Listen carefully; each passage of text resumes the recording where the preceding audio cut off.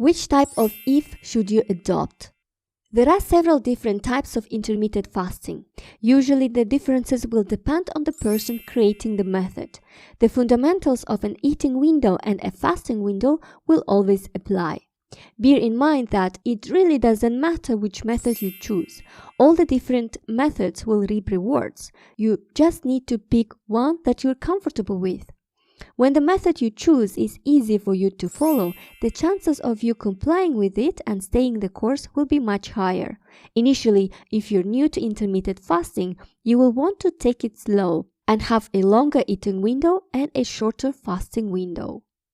It will take about 2 weeks to a month for your body to adapt to your new way of eating.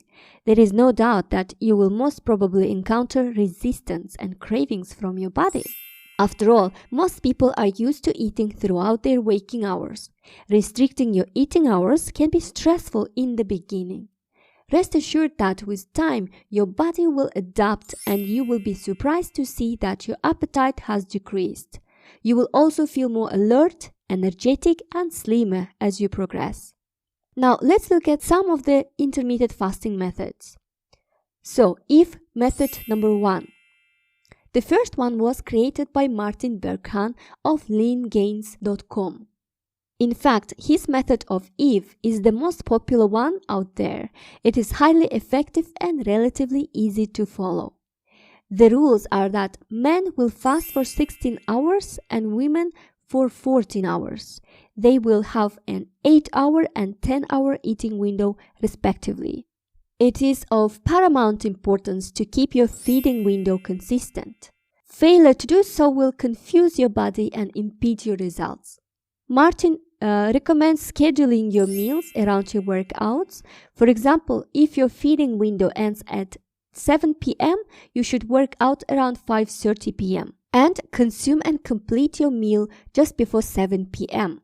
Or you could start your eating window just after your workout. In this way, your body will have food to repair your muscles, etc. Next, if method number 2. The second method is known as the warrior diet and was created by Ori Hofmekele. This is a much more severe method than Martin's one. The rules state that you will need to fast for 20 hours a day and only eat one large meal every night. This is supposedly what our ancestors may have done.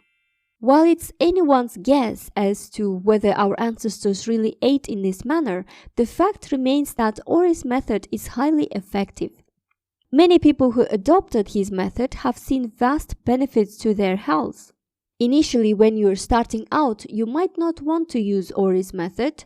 It would be a better idea to start off with Martin's method and gradually reduce your eating window over time till you are able to fast for 20 hours without discomfort. Remember, don't jump into the deep end of the pool and struggle with a 20-hour fast. You should also know that Ori's method does allow a few small meals during the fasting window. However, there are rules as to what you can eat and you cannot eat. If method number 3. The third method of intermittent fasting is known as Eat, Stop, Eat and was created by Brad Pilon. His program is actually an online bestseller. The rules of the fast are pretty simple. You will fast for 24 hours, 2 or 3 times a week. On the days when you are not fasting, you may eat and you can eat whatever you want without worry. In this manner, your overall consumption of calories for the week will be less and you will lose weight. Since you are allowed to eat whatever you want to eat during the eating window, you will not be deprived of your favorite foods. This can be a relief to many people who fear giving up the food they love. However, the 24-hour break from eating can be extremely difficult for many people. So, as mentioned earlier, you may follow Martin's method and work your way up. So, how do you decide which method is best for you? The truth of the matter is that you should analyze your eating habits, your sleeping patterns, and your job requirements, etc. You must tailor the fast to suit you. If you work nights, you can't fast throughout the night because you will be hungry. So you should include your sleeping hours into the fasting window and maybe start your eating window 6 hours after waking. Of course, this is assuming that you adopt the first type of intermittent fasting. You may also have social activities, etc., that may make following the intermittent fasting program difficult. Sooner or later, your fasting will cramp your social life. Once again, you will need to work around it. Ultimately, you must choose a method that you think will work for you. Do not get overambitious or overestimate your willpower and choose to go for the 24-hour fast on the first day. It can and most probably will be torturous. You might end up giving up and start eating. Later on, you may experience feeling of guilt and may feel like you failed. This is where most people throw in the towel. They think they have failed when in reality, they just set unreasonable goals. The key to success is to make measurable progress with reasonable goals.